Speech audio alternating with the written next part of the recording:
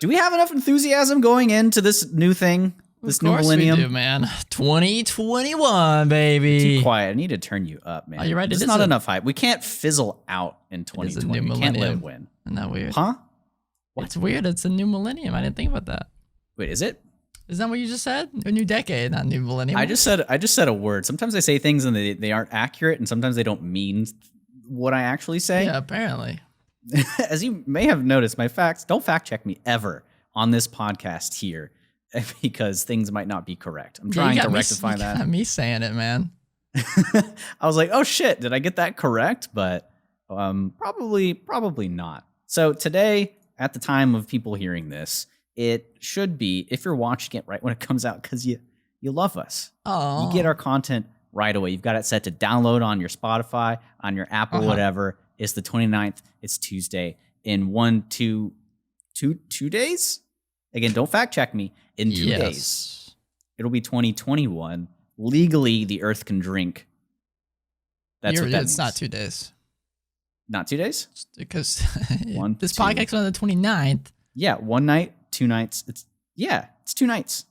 What are you talking about? I mean, it's until the 31st, but that's technically another night. Can we? Yeah, actually think about this, because this kind of mental calculation fucks me up so much. And Japan kind of messed it up too, because there's this whole situation around it that I will not get into. Maybe we'll start an entire podcast on Japanese language culture. Not today. So the 29th, tonight, because it's Tuesday right now that this is coming out. The 30th, that night. That's the second night. The 31st. I guess you have to go through half of that night. So it's like 2.5 nights. You got to at least stay up until the next day. So really it's 3 days. Yeah, but it's, people stay, you don't go to sleep at the you stay up at 12. I know. You stay up. You do a little smooch. You smooch somebody. Well, okay. Now this comes to the never mind. Social distance. This comes into the greater question on when does the next day start? Technically, it starts at midnight, but if you haven't gone to sleep yet, is that really the next day? Okay. Existential questions here in the dungeon crawl. The technical, probably goes with GMT or whatever that universally considered time is. Whenever that crosses, technically it's the new year. Yeah. But there's a wave as the rotation comes around at the proverbial point in the universe where the Earth has done a revolution. Is that the term? We're going back to 7th grade science. Is it a revolution? Around the sun, yeah. Yes. When it's done that, that's the new year. That's the dawn of the new day of the 2021. Yeah, sayonara to 2020, baby. It'll hopefully not linger into the next year. I'm kind of feeling it might. But there's been some good news in the world of getting rid of a virus 2020, and whatnot. That's very true. As the vaccines are getting pushed out places, I mean, the ball has started rolling. And overall, while 2020 had a lot of bad spots, I think it still had some great stuff going on for it in the realm of music, movies, D&D. I mean, there was some beautiful stuff. Games, some cool games happened this year. I mean, it was a productive year for everything inside your own apartment. Something happened yesterday with anime. You like Demon Slayer, right? Yeah, I like Demon Slayer. So the average Infinity anime Train here. The Infinity Train movie that came out, and there's not going to be spoilers here. I haven't seen it. It hasn't been released in the US. Yeah. But just within Japan. It's huge. It is huge. So huge that it is now the #1 top grossing movie in the box office of all time in Japan. Now, do they have theaters open over there? Or are they able to watch it from their house? They had a really strict shutdown for a little bit, and then it came back. They're kind of back to normal there? But there are still people that are skeptical about it. So even considering they wear masks already over there when someone's sick, so they're already ahead of the game. That's very true. They're a little bit more hygienic and they can handle it a bit more. But for this movie, Spirited Away was the previous for 19 years. Wow, that's a long time. 19 years. Well deserved. Held the position. Good movie. It's one of the best. And this isn't even just considering still holds anime. Up too, by the way. You guys haven't seen it? I mean, it's a Ghibli film, so you mean... Yeah, it looks like it came out this year. Yeah. So for every movie, not just anime in Japan, all of them, it's an arc of a franchise beat out a long-standing classic movie. If that doesn't say something about something, I don't know what. That's crazy. The statement I just said didn't mean anything, but you get the feeling that I'm. Which is interesting portraying. because there have been other anime films that have come out that are a part of gigantic series. Well, I mean, like One Piece or My Hero Academia. They've had films, and those series are gigantic. But Demon Slayer is a fairly new franchise. I don't know what happened with it. And it's weird enough, too, because the ending had a bit of controversy. And we'll not get too much into that, but it fizzled out a little bit. And yet still, wow, it's just this pop. And I don't, like, it's a good show. It's not like it's a standalone. I guess maybe because it's not a standalone movie, like it's kind of continuity. You got to watch this, but watch the upcoming season or something.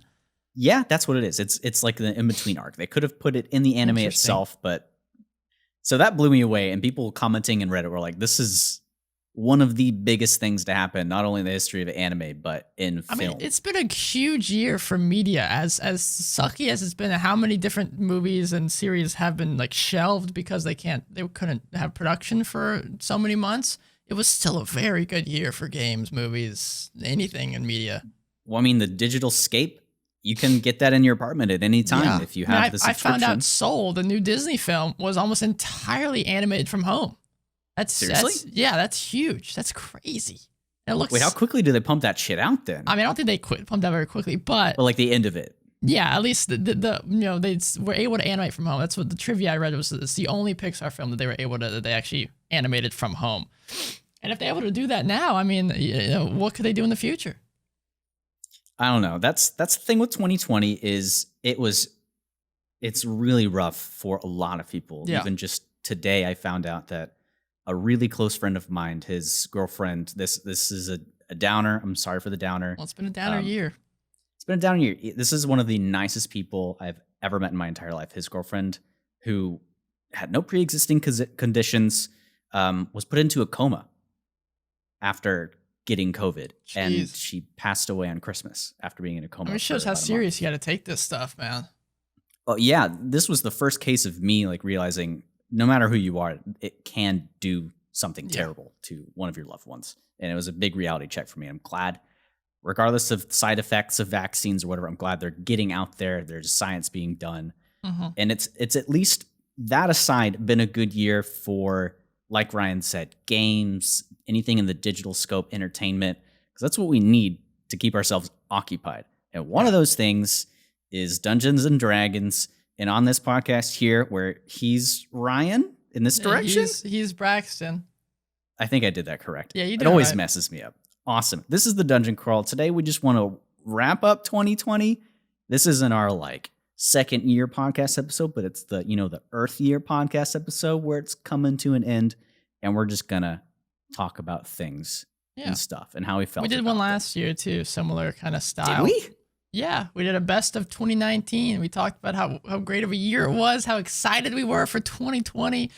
And I need to look 12 months ago, best of 2019. We talked about our New Year's resolutions, what we were hoping to get done this year, How many of the things did I not do? I didn't do the one. I don't remember how many I mentioned, but I definitely did not do one of them. What did you do? What did you say? I was hoping to put out a DM's Guild product this year. I just never got around to it. You can do it this year.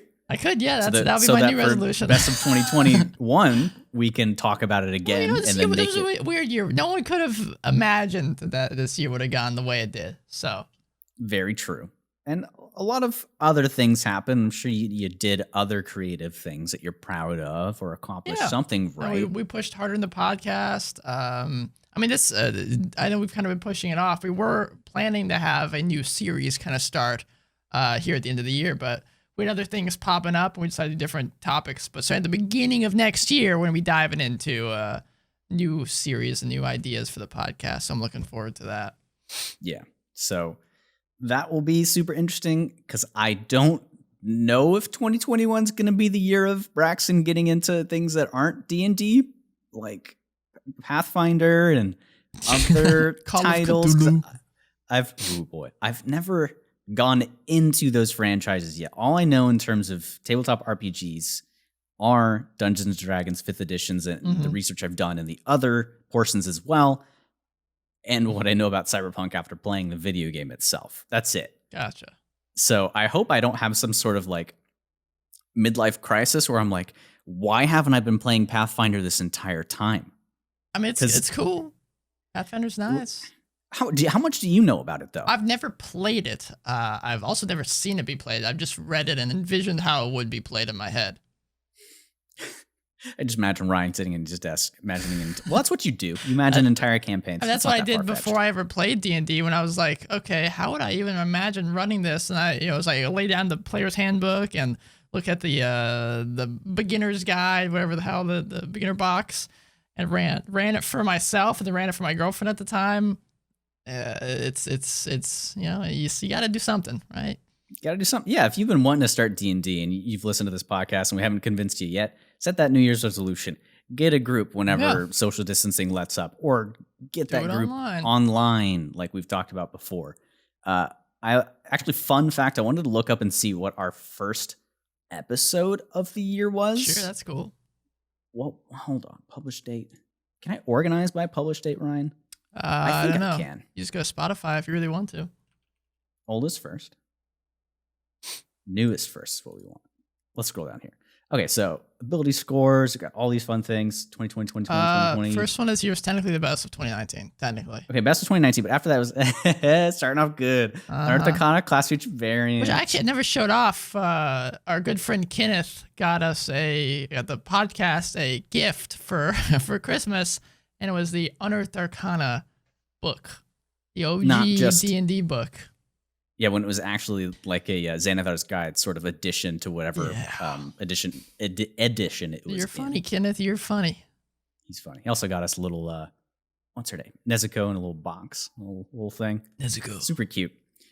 I was going to make a reference, but I can't do that. And then I also wanted to see like what our most popular episode in 2020 was. Okay. This year. So I believe if we take a look, 2020, it was it Rime of the Frost Maiden? It looks like I would imagine so. That was a chunky episode. Which one was it? So the first part of Rime of the Frost Maiden. That was just the only part we ever did. Oh no, actually it was creating a campaign from scratch. What? Really? Yep. 6 months ago. And then after that was On the Balance of the Rime of Frost Maiden. That was pretty good. 2019 had some popular episodes because they've been out for longer. That's something else that I'm like really proud of that the podcast has done is there used to be a big discrepancy between our first episode and the second episode in terms of listener continuity. Pants, man. It's classic episode. That was my idea. I will own up to that. But we actually have closed the gap a good bit. It's under 200 now. Under 200. There's an old reference in my brain to that I can't recall, and it's never going to come back. It's a meme. I don't know if it's a meme. I don't know it. It's an older meme. And in terms of like our fastest, like not publicized, what's the vocabulary is terrible right now because 2020 is ending and I haven't had to work at all. I've been on vacation, but our fastest growing episode in terms of like within the first 7 days was Tasha's Cauldron of Everything. So thanks for all the support on that. It means that we need to chill out, buy more content from people and cover what's popular all the time. And talk about. I mean, it's good just for us to do. You know, consuming content as a D&D person is good. Well, we'll be in a drought for a little bit, I imagine. They don't have anything planned like immediately. I mean, we could cover third-party stuff. Ooh. But yeah, currently, as far as I'm aware, and if we are wrong, then feel free to DM us, Twitter us, email us, whatever. I don't think Wizards of the Coast has announced any products for 2021. Well, they're probably chilling right now. Not working on anything, taking breaks. Well, most of them are freelancers, so maybe not. But as we covered in a podcast just a few episodes ago, you know, what's next for Dungeons and Dragons? There's a lot of possibilities for where they could head next. And they generally speaking do like 5 books a year. I would imagine they're going to continue that process. So I'm interested on what they're going to do. I could see them doing another MTG setting book. I hope they do another besides MTG setting book as well. I don't know if they're ever going to do a new setting. I think they're just going to be rehashing old settings. Well, that seems to be the trend lately, even with video games, movies, is it's just why create an entirely new unknown thing and take the risk when you can just take something that we know people love. Yeah.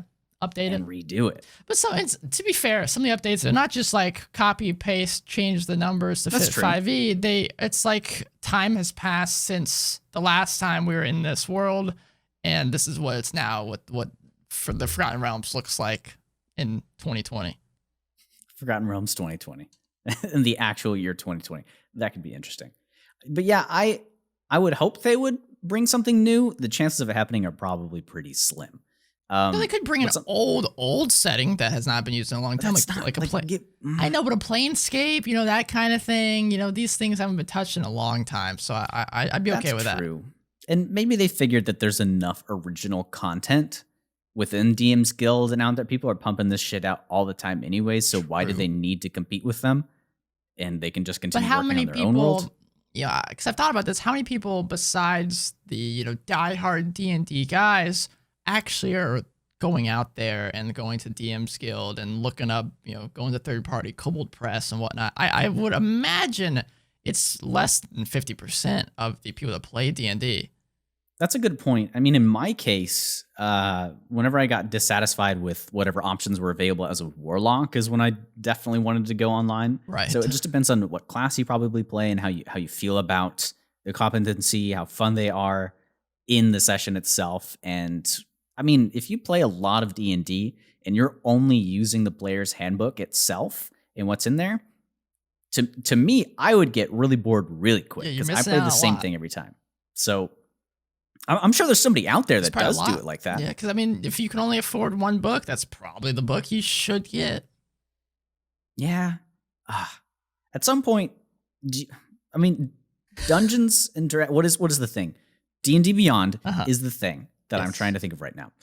They're forging a new landscape, and they've done a lot of updates this year in terms of like the Discord dice bot / you can run an entire campaign through Discord. Yes, it's a lot of D&D Beyond is very cool, but the problem is because it's not an official Wizard of the Coast product, and you don't own it. It's just a licensing. Yeah, you're just licensing, and you if you have already owned the books, which I own almost all the D&D books, you have to buy them again, and I'm just never going to do that. I didn't, so it worked out for me, at least in my case, since I was brand new to it, and I don't have a lot of space to put books in my room currently. So that's helped a lot. The very few amount of books I do have, I'm very concerned about maintaining them and transporting them to wherever I go. So if I had more, that would suck. It's not fun, man. It's not fun. But I've been really proud of like D&D Beyond. That is the only thing I use whenever I'm playing. It's come a long way in 2020. Well, it's to the point, and the dice system that they have on there where you can roll on your sheet is super cool, super intuitive. There's even buttons on checks that you can roll for. You don't have to go sifting through, you just click on shit. The tactility of rolling it, of course, isn't one-to-one how it is on an actual table. But when we were playing, I just said, fuck it. I roll so many dice at the level we're at right now. It's just so much easier and more quick and a lot less painful for the other people for me to just go click, click, click, done, done, done. And in our live play, I recently started using D&D Beyond for the first time, and it's been pretty good for me, getting less stuff on the table. He's gonna be, well, I guess you've never like been a player specifically. As a DM, I've never really thought like I need 12 sets of dice. Like usually one set of dice is good for me. What's your opinion? Do you have like 42 sets of dice? I never really looked behind your DM screen. I don't have that many dice. If a spell or something requires more than even like 6 dice, I will use the D&D 5e thing that actually I think it's like a 4th edition dice thing, but Wizards of the Coast put this page a long time ago. I guess I could use D&D Beyond now, but I just click 5, 10 D8s or something, and I just roll them all at once just to make it easy on myself. Well, the annoying thing about D&D Beyond is you can only use the dice roller on a player sheet. Yeah. There's not really a DM side for D&D Beyond currently. I mean, they have encounter builders, which I sometimes use, and initiative trackers. There's nothing you can really use in-game, like while you're playing.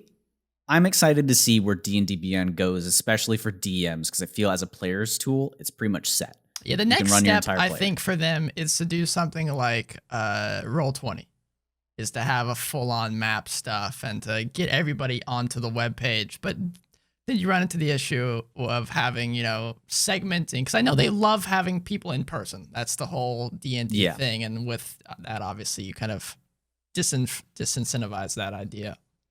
Yeah, it's very true. For D&D Beyond, I want more DM's tools. That's my big thing. I'm excited to see what they do in 2021. I've used them so much within 2020, like as itself as a player and as a DM to help me design my first encounters. It's where I have my library of stuff. So if it ever goes away, I'm screwed. Yeah. It's going to suck. Well, it's just like if Steam ever decides to revoke everyone's licenses, boom, everyone's out of like 500 games.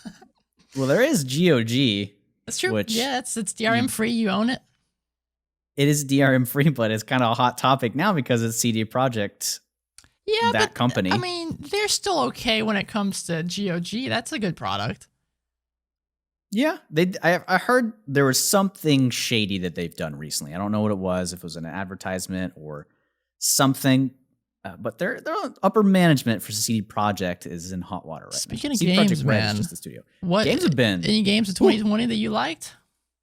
Well, I want to keep it relevant first. Okay. With the fact that D&D could be changed entirely in a digital scape with highly produced campaigns in Baldur's Gate 3. Okay, yeah, I could see that. So I'm really excited for the implications of what Baldur's Gate 3 has for the future of that. Do we think Larian will make that a thing?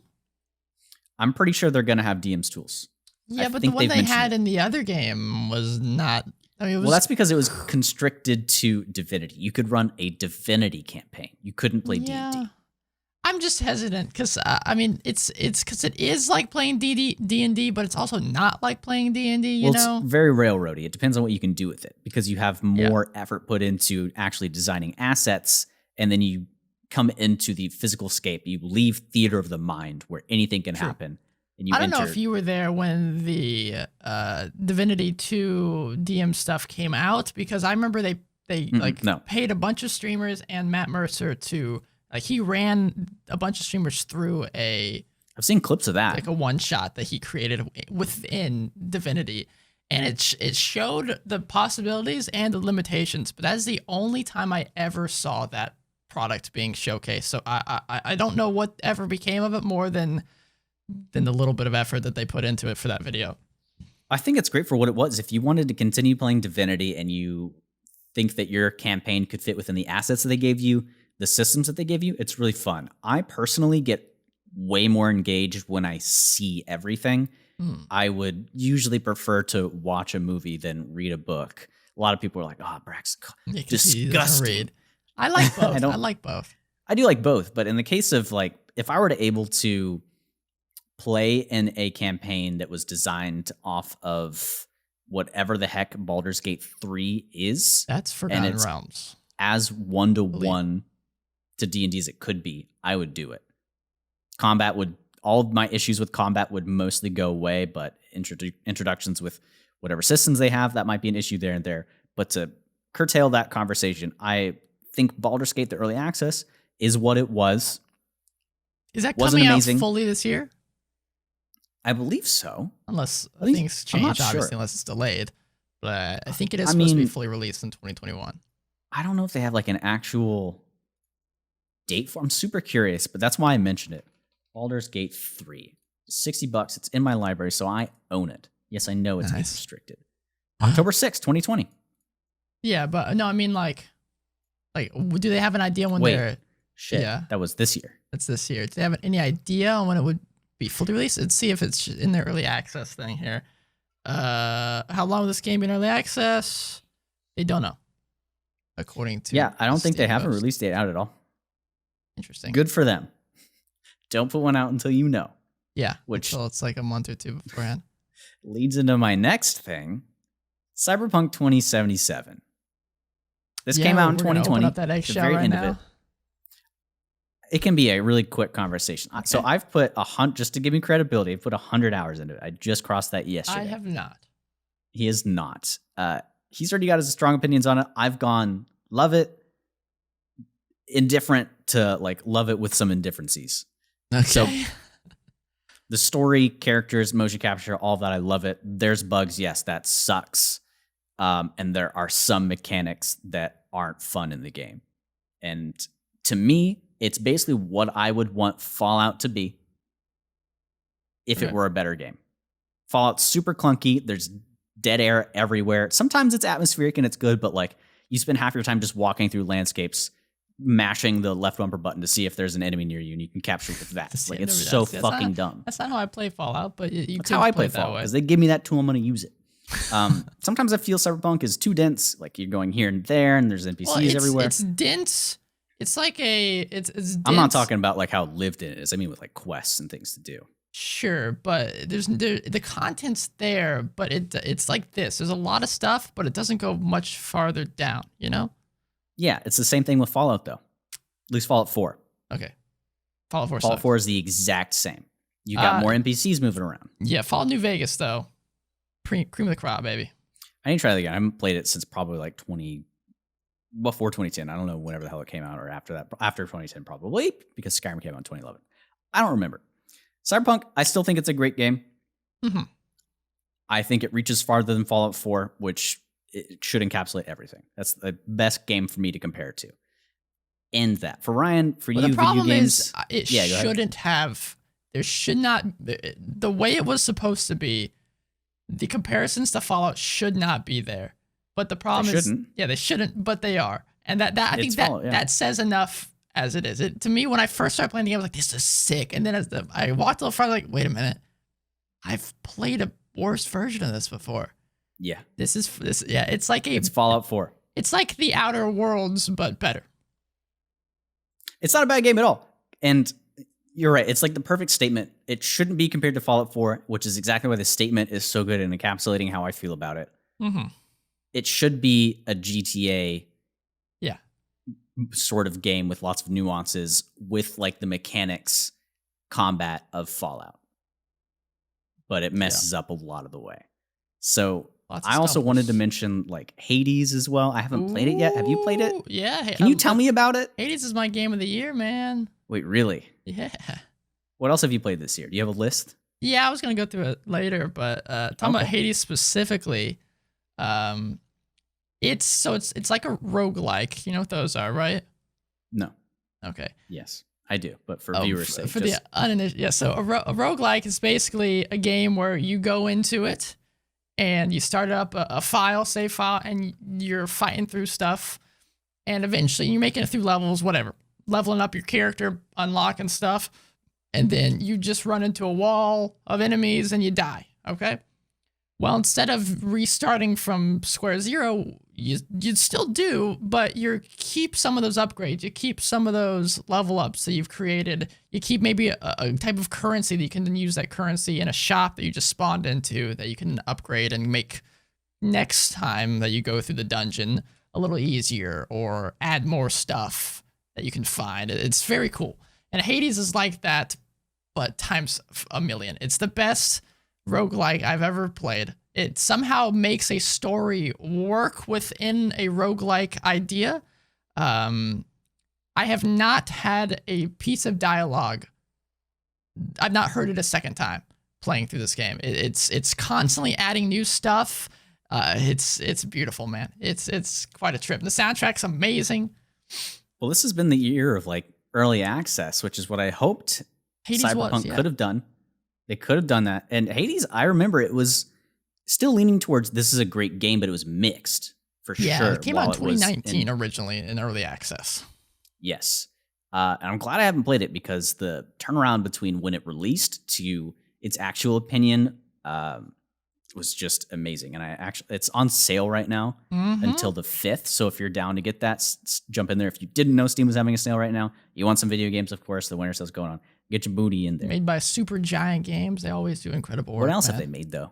They made Transistor, which is I've not played, but it's very good.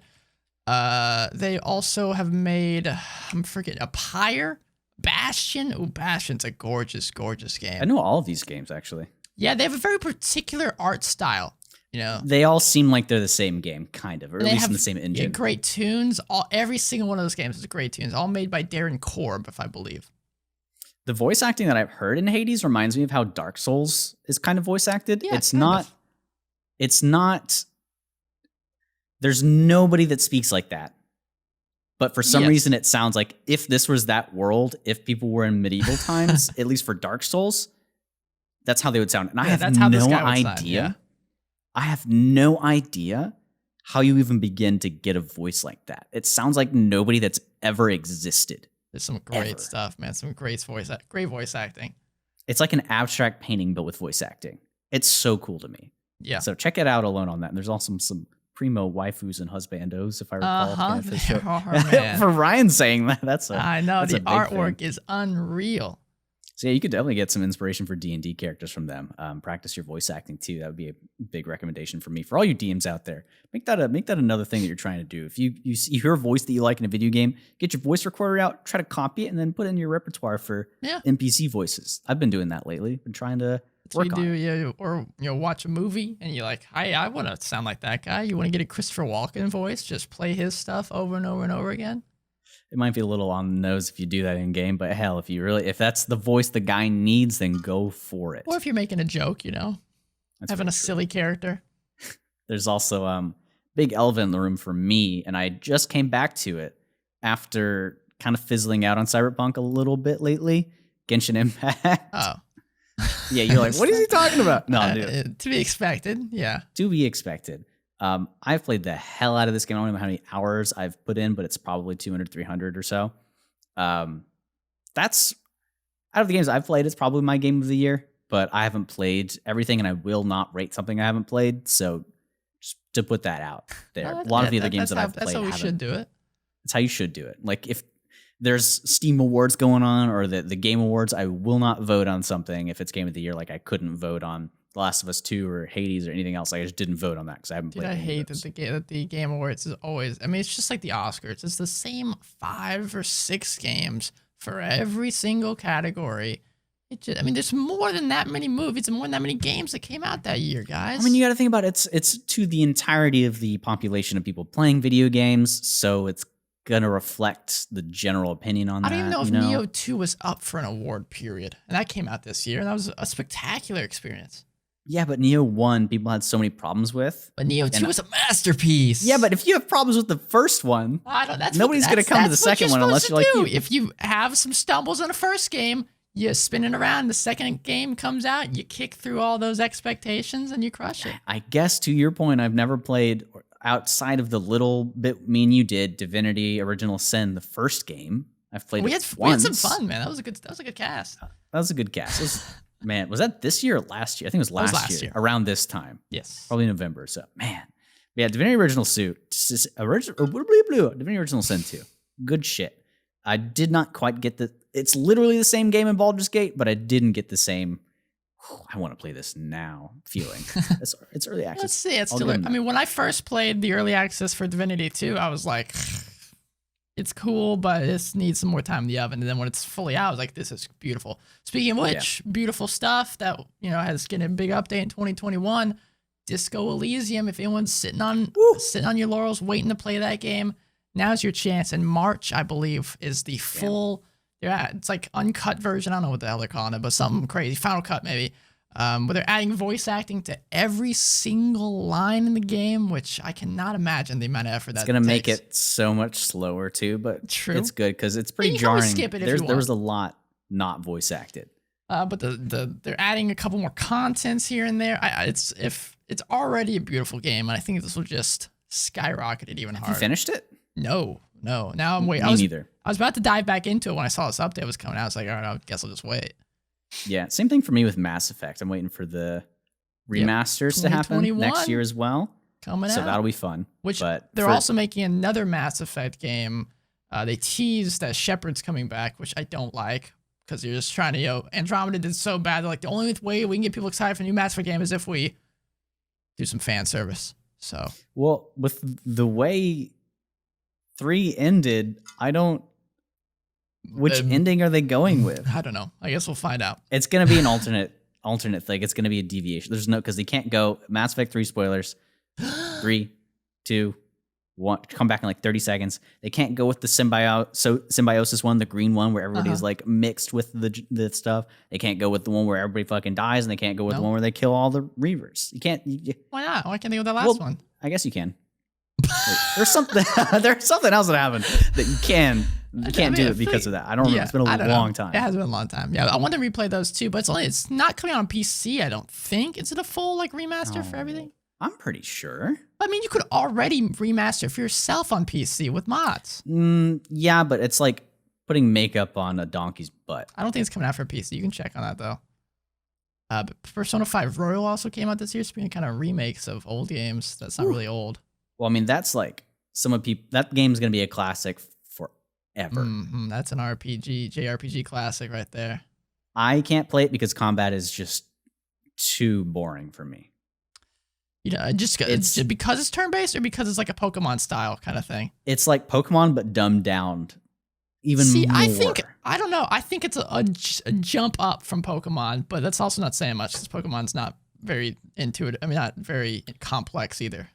It's just Pokemon can end a lot quicker. You get into a fight and it's done, but if you're playing on a difficulty that's a bit more challenging, the fight's going for ages in Persona, and it's literally just I'm out of MP already. That's combat, man. That's what turn-based is all about. You ever played one of the old Final Fantasy games? Some of those boss fights can last me hours. They're brutal. Yeah, but is it even fun? Yeah, it's fun. It's I like, played 13 it's terrifying. of those. That's like pseudo turn-based, right? No, that one is turn-based, but it does have paradigms, kind of. Like, it's like pre-pseudo. It's getting there. But Final Fantasy 15? Yeah, 14's MMO. It's kind of pseudo. I don't know. And then, there's the new Final Fantasy that will be coming out 16? Is that 2021? Probably, maybe. I'd be very surprised. I don't think they had a release date, but I would imagine like holiday season, maybe. Maybe at the earliest. We'll see. I see. Say what you will about Bethesda, okay? Their games have not been good for a while, right? But at least whenever one of their games is coming out, they will announce a trailer a month beforehand, and then boom, it drops. They're very good at just getting the game out.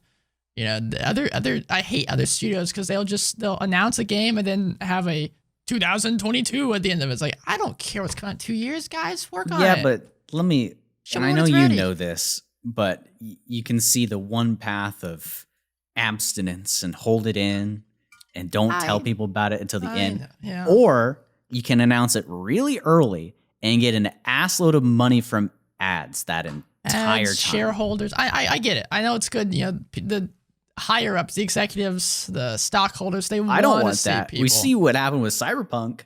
Yeah. But I know it gives them more money. So yeah. there's that. I am about to play, and this isn't relevant to 2020 at all in any way, but let's talk about finally, it. what's it called? Something Chronicles. What is it? Dungeon Chronicles? That's us. Hey. Well, not yet. Maybe eventually, pretty soon. No, the time one. That's, by the way, it's a live play where we starting in 2021, by the way, guys. Just a heads up. If you want to see the preview of it, you can go on twitch.tv/MELACIOUR to go watch it. They'll only be up for a month longer, so tune in quick. You haven't downloaded, right? I mean, I have them, yeah. We recorded them. Okay. But Twitch just That's release very VODs true. every 2 months or something like that. What is the game? I just Something told Bruno Chronicles. about it. What? Are you talking about Chrono Trigger? Chrono Trigger. No, yeah. Chrono Cross? What is the? Can you go on Discord? My Discord's not open right now, and I can't open it without closing you. Where the hell is? There it is. My There it is. We're good. Chrono Trigger. That's the one. Yeah, you Chrono said it. Trigger. That's what I thought. Yeah, I'm excited about that. I'm not gonna start it yet. I think I'm gonna wait until I'm like It's a wanting to stream classic again. game, But man. what? It's a classic. Have you played it? No, but I've heard it. I opened the game and started it on my emulator. And don't worry, I've paid for it on Steam, so it's okay. It's fine. And like, you could tell it was a song that's gonna play near the end or during like emotional parts. Because so many anime do it. The opening is like set up to give the emotion that the ending will elate. And sometimes you can tell how a series, I'm telling you, next time you watch a show, the opening will give you the climax of the show. Even without the visuals. The opening, how it makes you feel. Except for Lost. Actually, okay, Well, I mean, I do feel the same when I saw the Lost ending of an Lost. anime? I was like, what just happened? right? But Chrono Trigger Yes. came out in 95, I want to say. I'm curious what your opinions will be on it. Because the only old tactics game like that I've played is Final Fantasy Tactics, and that was a great experience. That's why I'm wary about it because turn-based stuff doesn't get me going unless it's like Pokemon, where it's got really recognizable things that I can just identify with, and it's like, oh, that Pokemon's so cute, blah blah blah. Let's use it. I love turn-based combat, man. I did enjoy, and this was 2019, which I probably talked about in that episode. Dragon Quest XI was pretty fun. Yeah, However but straightforward the it was. Ultimate Edition got released on Steam or something. Yeah, but it's just a. It's so. It is. Yeah. So it's there's just a. You know the whole port. situation. There's a Steam port. There's the Steam one, which is lets you use your PC to its fullest extent. There's the Switch Full Edition that got ported to Steam, which is just the Switch edition. Port. Yeah. Why? I don't know. All right. What's next up for 2020? What does Ryan want to talk about? For 2020, man, I was thinking Valorant came out this year. I imagine 2021 will be the year of esports for Valorant. Possibly. I can see that game being huge on but it hasn't gotten esports. huge yet, which is why I don't think it will. I think it hasn't gotten huge yet because of coronavirus. I think they were going to have big tournaments for it, but you can't really. You can do them online, but it's a different kind of tournament. Not many people like watching those as much as like watching people walking on stage, everyone cheering, flares going off, fire explosions. Yeah, I love when they do that stuff for like League of Legends and stuff, and then they just go sit down and it's just like crappy, League of Legends behind them. It's insane the amount of money Riot puts into their esports. It's still day in, day out will win any and every award that it is nominated for. It is insane. I haven't played it that much. I don't understand it. I just know it's insanely toxic. I don't like people MOBAs. Like, Braxton, you can't play it until you've trained for 3 months in a sauna with a waterproof PC, and you have to tie both your arms behind your back. I'm like, what? Can I just play the game? No, you can't, apparently. But hey. But my game of the year. I'll give it. Yeah, go ahead. I know I said Hades, but if we're counting games that technically came out last year, but came out on no, hang on. but came out on PC this year, so I was able to play it. Death Stranding, 100%, man. That really, I adore. It's in my top 3 games of all time now. It's so good. Why? Why, man? What do you mean why? I know nothing about it. I've never played it. What do you mean why? The story. Well, some people hate it. Oh my god, the story, dude! It's one of the best streaming experiences I've ever had. Is having everybody in the chat room getting into the cutscenes. I mean, the ending of the game. I'm not gonna talk about what happens. Obviously, isn't it like a movie? Like the ending of the game. I basically did not touch the controller for like 2 hours, and I loved every second of it, man. I was just sitting. It's like back in the day when I played Metal Gear Solid 4. I'm just sitting there, all giddy, watching what's happening next, and I loved it, man. It's on sale right now. You're making me kind of want to touch it. It's definitely not a game for everybody, but I definitely recommend everybody to try it. As far as because a lot of people just write it off as a walking simulator, but then they miss out on the beauty that is in that game. So, at what point do you know if it's for you or not? That's a tough question because I didn't know what the game was until about halfway through it. So, it's constantly giving you new stuff. I'll say that. I knew it was for me the second the first cutscene ended. So like, this is my jam, dude. I was actually maybe not the first cutscene, when the tutorial ends. That's when I knew I was in. But like, was it just like a bombastic scene, crazy over the top? Beautiful cutscene with gorgeous music and enough mystery that I wanted to keep playing and understand what the hell's going on. If people there's a lot of good games on sale right now. If people have watched the E3 stuff for Death Stranding, it's from what I've heard, it's the exact same footage they showed then. I was like, this is fantastic. I haven't seen anything on it at all. Do you have the vinyl? I do. I have both. Oh my god, Ryan's vinyl collection. Because they released he's got a shelf that's dying. Yes, I do. They released a score, which is the one that Ludwig Forsell, I believe, made. Like, it's fully new music that he made for the game. And then there's the soundtrack, which is music that Kojima said basically he walked into a record store, a music store, and this guy's music was playing. A band by the name of Low Roar was playing. He's like, this is perfect. And he basically contacted the guy from Low Roar, was like, can I use your music in the game? And the guy was like, sure. And so now, like, the entire soundtrack is basically just Low Roar music, and that's what that vinyl is all that. Can there be a DLC of the year? Sure. Iceborne for PC. No. That happened this year? For PC, it did, yeah. Damn, I guess it did. This year's been long. I mean, it happened literally at the beginning of it, so it's easy to forget. This has been a long year. Wow. A lot of stuff has happened. So DLC of the year for me is none other than Sephiroth. Dude, I'm telling you. I am telling this character. Yeah, you loving him? To me, he's the most fun character to play in all of Smash. Wow. More than your Inkling? He's more fun to play, and like Inkling will still be my main. Sephiroth's hard to play online because it's very intricate as to why lag is the answer. Sure. But he's just so fun. There's a lot of characters that have a limited play style where you have to really think about how that limit is and work around it. But Sephiroth, if you have a thing that you want to do, you can probably do it. Doesn't mean he's simple or dumb to play. Okay. It's just a very freeing character to play. If you want to hit somebody, your sword will hit him. If you want to zone them, you have the tools to do that. If you want to be up in their shit, bro, grab them and get a combo and then just yeet them off the stage with your up special. Like, that, oh my God. And they had an event where you could get them a couple days early, I did see that, yeah. Which was really cool. People have been speedrunning it and getting like sub 2 seconds on them by gimping them off the stage. It's so good. So good. You got to try him, man. I'm telling you. I'll probably dig. I mean, he's my edgy boy. I love Sephiroth.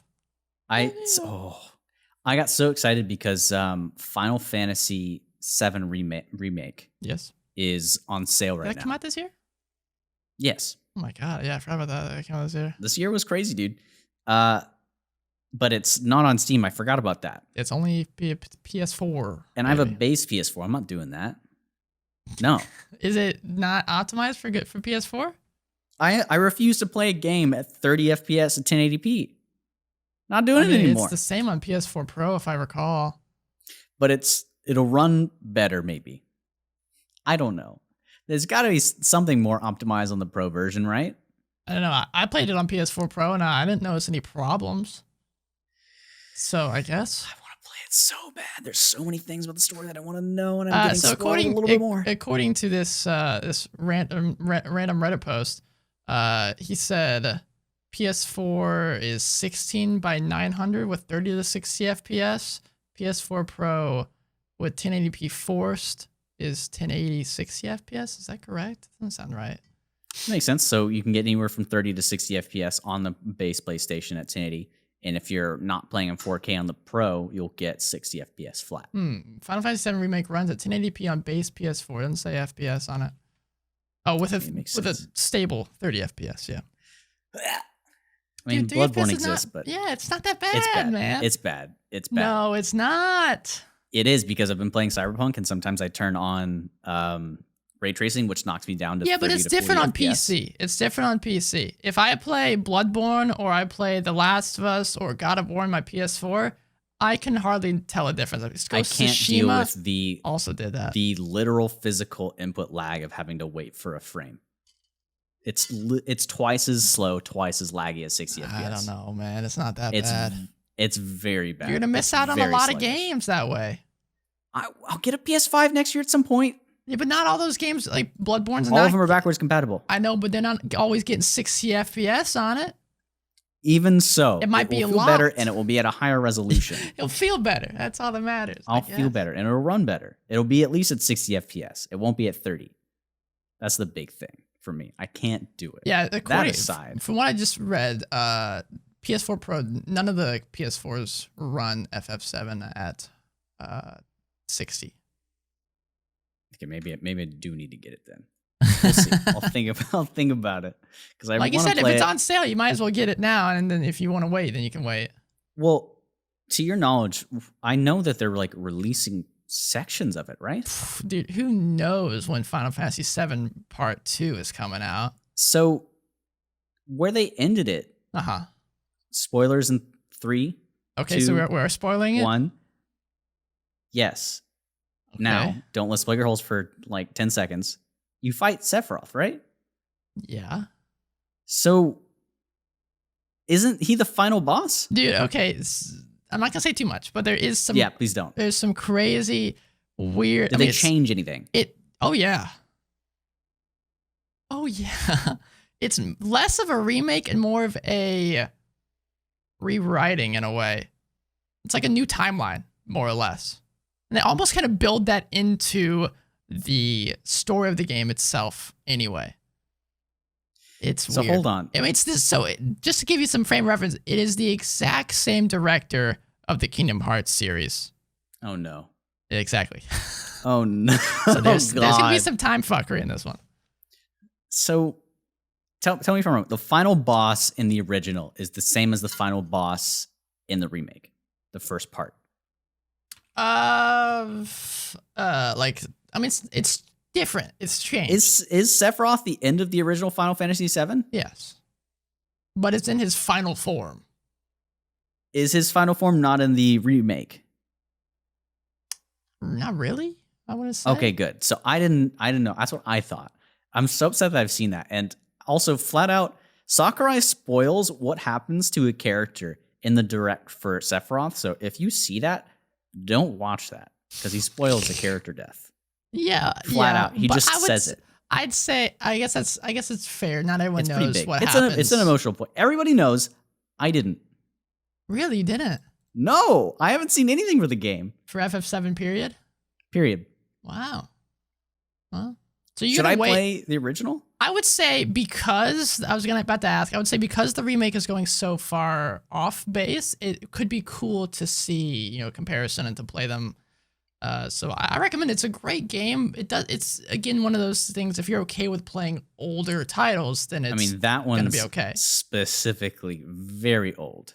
I would recommend. Actually, so if you're gonna play FF7 or FF8, any of the old Final Fantasy games, specifically those two, I think 9 also has a good one. But there are fan-made mods on PC that will change a lot of the textures and make it a lot easier to run and play. So I highly recommend those. Interesting. Like they're AI scaled and it looks fantastic. If I play Chrono Trigger, the next game that team made was 7. Yeah, so if you're okay with that, I but the thing is, the problem with why Chrono Trigger still works is because it's pixels and stuff. The problem why FF7 looks so crappy is because it's polys. That's like the first big poly game. And it's just to do it. Terrible polygons everywhere. Okay, so this is the dungeon crawl. We've been talking about video games for a bit. I got my that's what these milestone podcasts are about. Just chatting, waffling. Just chat. I mean, is there kind of in conclusion, is there anything else this year that I'd say odds are if you like D&D, you probably, are into some other media like there's some weird person out there that hates video games. Maybe they hate them because they can't play them like D&D. It's very true. That is a very real problem that we all face and that will never be solved. All games, the road is just to get them to be like D&D. Just have ultimate freedom. But yeah, in the final stuff I say we should look at, these are still video game related. Because we already covered the tabletop stuff for 2021. But here's some video games that already have a 2021 release date. Okay? Ooh. Hitman 3. Come on, man. Agent 47 returns. He's coming back. I've never touched any of those games. Really, if you're going to play one of them, this is actually would be a good one to start because it takes Hitman 1 and 2 and puts them all in one game again. So it's very cool. Is it remake? No. So, okay. So this is, well, the problem is it's another one of those stupid games that already has a 1 and a 2 in its franchise. And then they decide at a certain point, they decide, hey, let's make another Hitman 1, another Hitman 2, another Hitman 3. So it's ridiculous. But these are all made within the last 5 years. And it takes those 2 other games, you're going to put them all together and add more stuff. They're pretty cool if you like that style of game. Then there's this game called The Medium. I actually have not heard of it too much, but it's supposed to be a horror game.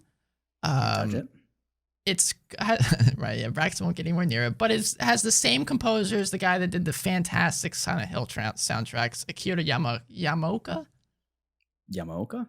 Probably, yeah. Is it Yamaoka? Yes, that's exactly it, man. Yeah. How'd you know? Japanese phonetics is always exactly how it seems. But he is a fantastic soundtrack guy, so I'm excited for that. Is there more?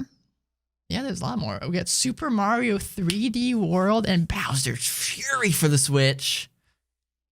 I don't know, man. It's Super Mario 3D Worlds have always been lackluster to me. Well, it takes that the original 3D world and adds an expansion onto it. I mean, that's interesting. Yeah. They're somehow finding a way to re-release that game again. There's another game Cool. that did that, I think, that like re-released itself, but then added an expansion on top of it. I can't remember which game that was, though. Mario Kart? No, it wasn't a Mario game. It wasn't a Switch game. I don't know. I have no Whatever. idea. We have Bravely Default 2, talking about JRPGs. So that's not out yet? No, it comes out February of next year, 2021. And they're changing. It was really pretty 2D animation, and now they're going like short 3D. Yes. I mean, which I'm not a fan of. Bravely but, hey. Default 1 was like that, correct? No, it was like really pretty 2D animation, wasn't it? No, yeah, the OG Bravely Default was. I mean, it Sprites. No, it actually looks a lot nicer than I recall it being. Yeah. But Bravely Default 2 is doing a weird thing with it. I played the demo and it was okay. I don't know. I'm not a Way to huge fizzle out that excitement. I mean, the character designer is the same person who does 2B, so get out there. Oh, really? And all the near shit. Yeah, same person. See, I didn't know that. And the Final Fantasy shit. But they're the same team that made a lot of other great games from back in the day. So I definitely recommend checking out if you're into JRPGs. I do know for a fact they're the Final Fantasy 14 character designer. Cool. Like the main character designer. That's pretty like It's just I don't like, give a shit. like art style wise. Like what do you mean by character designer? Like Well, if you look at the character concepts for the races, it's the same exact Hmm. art style. It's the same person. Okay. Let's see what else we got here. A bunch of crap no one cares about. Okay. Destruction All Stars. I don't know what that is.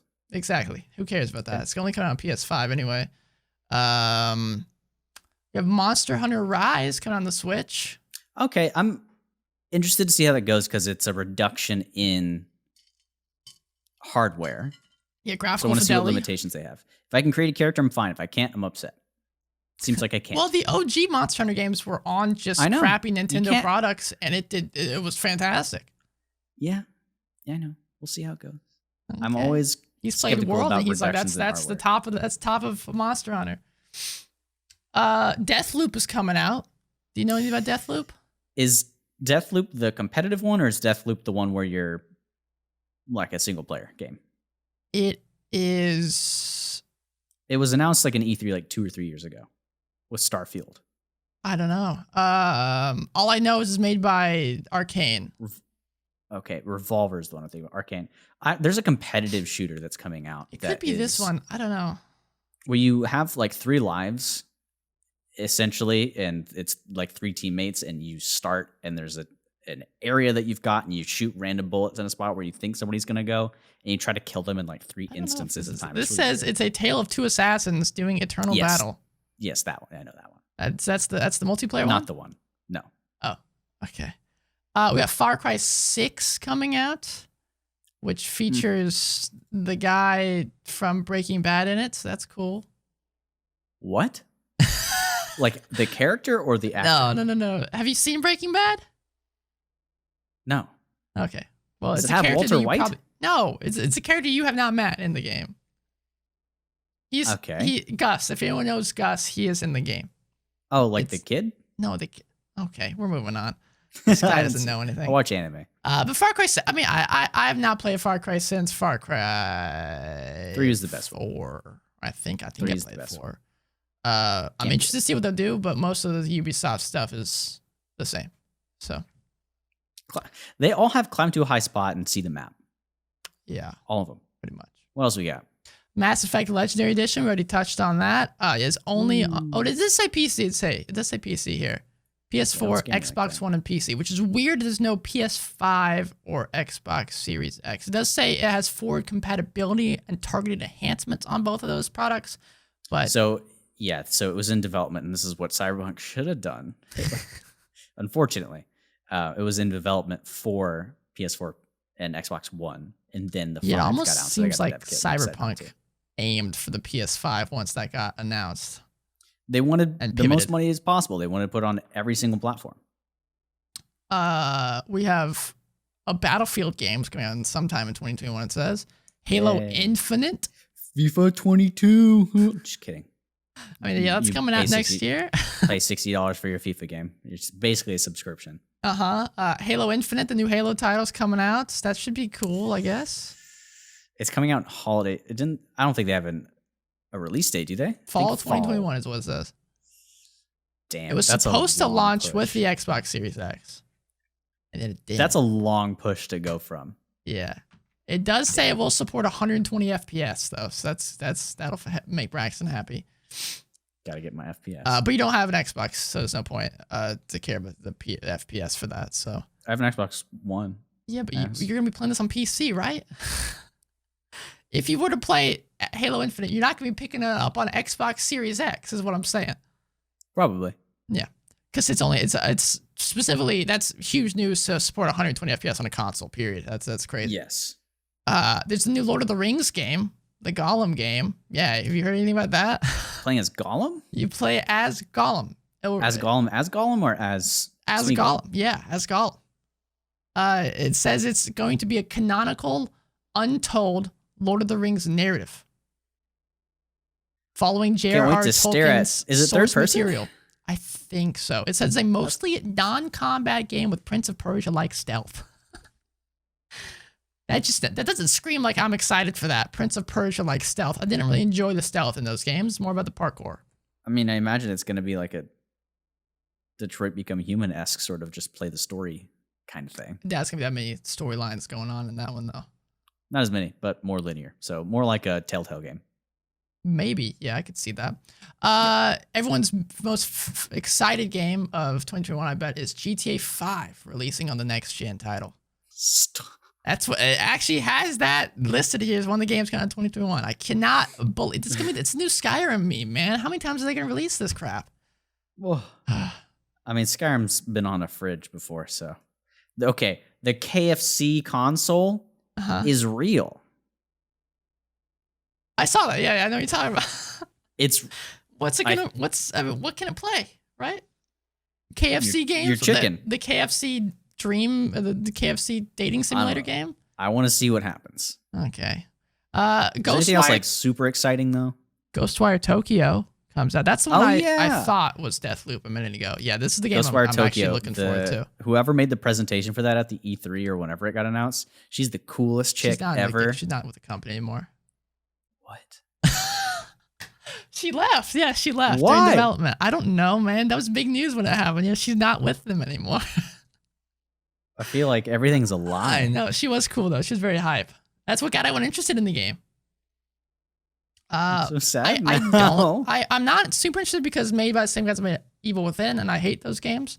So nice. It could be cool. And the last one I'm really excited for is the new God of War game. God of War Ragnarok. Continuing from the reboot. Last one, yeah. Cool. You'll probably play as, well, that's spoilers. We'll see. It's still Kratos. I don't know. I think. Still Kratos? And there's that. Yeah, that's right. There's that Hogwarts Legacy game. Seems interesting. We'll see. RPGs don't excite me anymore. Resident Evil 8 as well. Yeah, I can't touch. I'll watch them. No, you can't play. Can't those. play them. Yeah, can't do it. It just can't happen. Physically enable. I didn't hear about this. There's a new Shin Megami Tensei game. Yes. I didn't know those coming out. That's in sentence. That's pretty cool. You might wonder, Braxton, isn't that just Persona? Yes and no. Yeah, yes and no. Yeah, that's a good way to say that. I can't even. There was this. I was at, what's it called? Target. I was grocery shopping after I'd come back from visiting Ryan, and I was getting coffee at a Starbucks, and the barista, the only guy working there at like 6 p.m. at night. It was pitch black outside, so I say night. Because Chicago, welcome to the north side of the world-ish. Nice. I can barely hear because I'm cold. I got a mask on. I can't speak loud. And he goes, "Are you a fan of Persona?" And I'm like, "What the?" This guy just asked you that? I have a hat on. I have a mask on. I've got a big ass coat. The only thing you can see are my glasses and like the fog that's in them. What the heck? And he goes, "Are you a fan of Persona?" And I go, "Yeah," because that's how I sound like in a mask. And I have no idea why he said that. And we kept talking.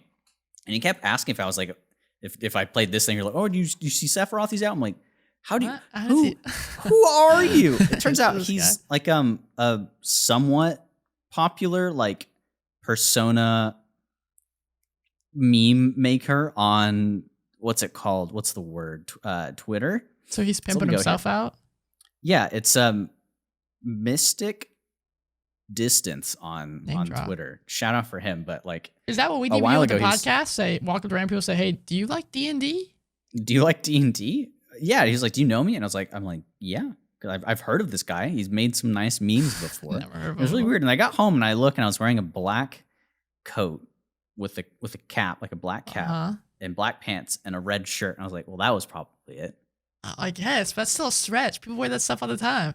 I mean, I'm a small white guy. I guess if you're a gigantic fan of Persona, you just live, breathe that. You see those colors, and you're like, oh my god.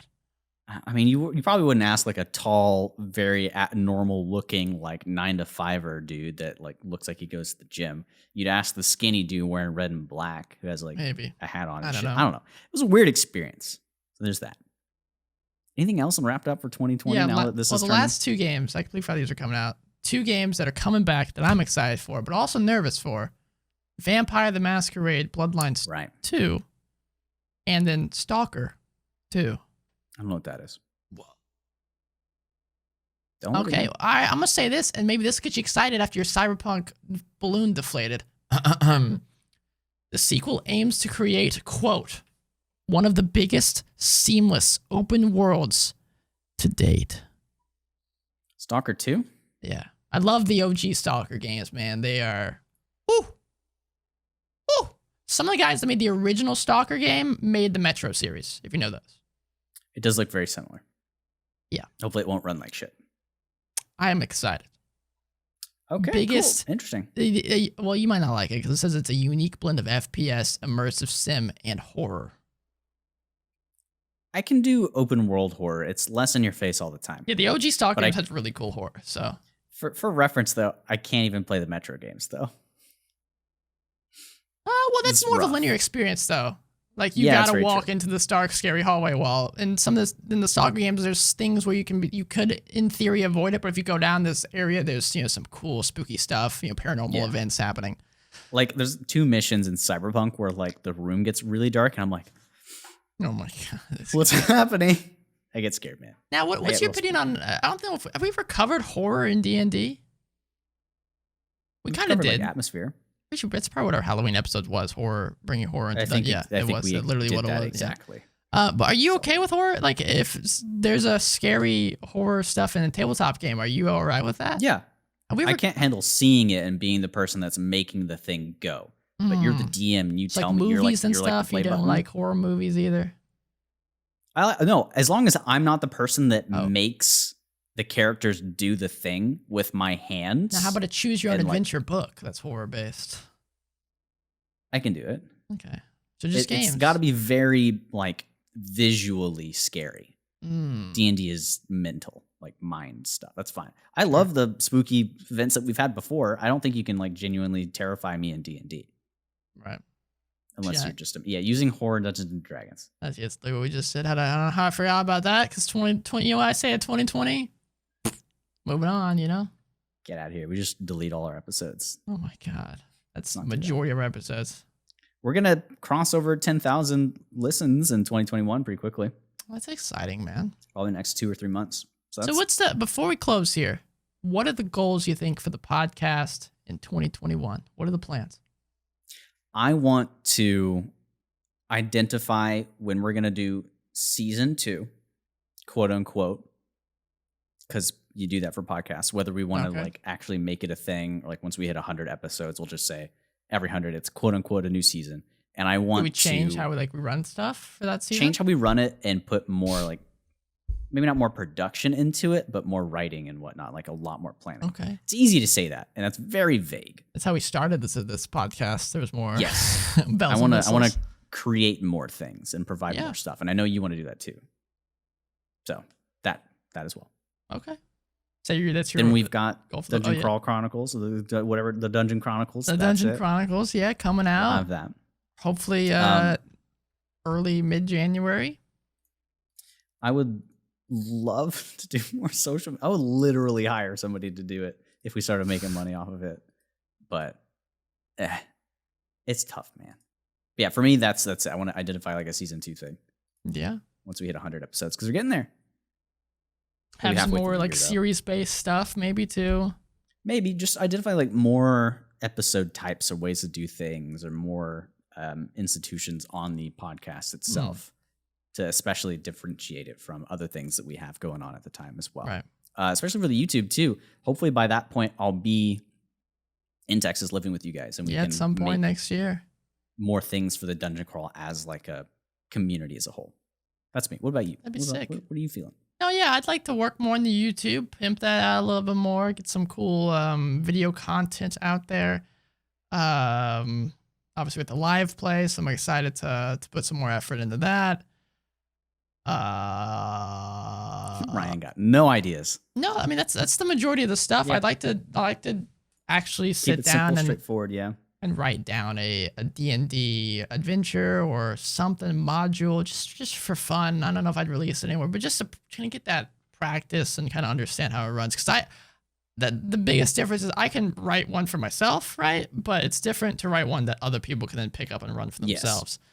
So that's tough. I also want to write more like story-based stuff. I don't know if I'd ever release any of that stuff, but I love writing, and I want to try to cultivate that more. I'm gonna have less time next year because I'm in grad school now.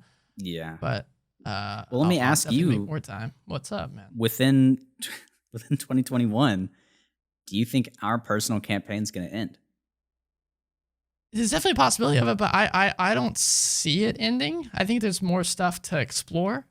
Depends, I guess. I guess it depends on how fast you guys work through stuff, really.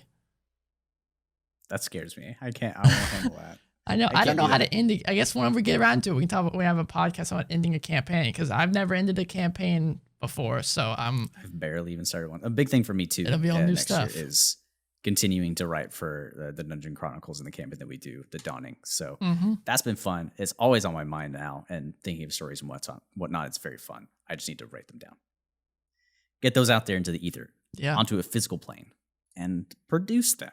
Anything else that's pretty much all for me. For the send off for 2020, man?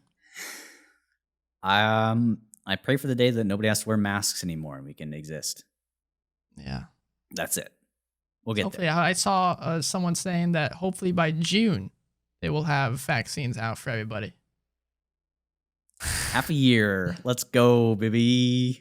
Even then, we'll still see how it goes. I mean, I'll get the vaccine in next month, so screw you guys. I mean, you've been doing. You're in there, in the trenches. Which my dad already got it. That even if you still get the vaccine, you still have to observe the practices of wearing a mask because you could still have it in you. Big sad. But to wrap things up, as always, we're the Dungeon Crawl. If you want to talk to us more personal, I want to say this first this time. Get in our Discord. Why are you not in our Discord? What are you doing? I don't know, man. Look in the description or wherever the hell it is and get in there and talk to me about VTubers. Oh my God, I didn't mention VTubers. Ryan. Let's keep, but what's next? What else can you get in touch with us? Dude, this has been the year of VTubers for me. Okay, end sentence. If you want to learn more about that, join the Discord, I'm telling you. You can talk to us on the Twitter at Dungeon Crawl Pod. Yeah. For Instagram as well. If you want to talk to us on something that's more complicated, like email, and you want to use some HTML code or whatever the hell you want to do, make it nice and pretty, add some fancy fonts, that's the dungeoncrawlpod@gmail.com. Ryan, what's up? handing it off to you. Hey, what's up? This is Arnold Schwarzenegger asking for you to go to the Apple Podcasts and type in The Dungeon Crawl. There you can find a great podcast, and me, Arnold, rates it 5 stars, so you should too. Rate 5 stars, go to the review and type in Dungeon Crawl, best podcast ever. For me. One day we're gonna be really, really worldwide known at some point, and there's gonna be some asshole on Twitter that goes, hey guys, in their 69th episode, nice. Ryan pretends to be Arnold Schwarzenegger and tells us to review as Arnold Schwarzenegger on Apple Podcasts. It really helps us out, yeah. Of just people pretending to be Arnold Schwarzenegger reviewing us on Apple Podcasts. I hope That'd you know be sick, man. This is our 69th episode, Lamau. It is. Yeah, thanks for listening, guys. Thanks for joining us for 2020. It's been a rough year. Hopefully our years have been able to grace you and get you through some tough work days and tough sitting around doing nothing days in quarantine. Yeah, technically this was our first like world year doing the podcast. That's weird to think about. I didn't realize we've been doing it so long.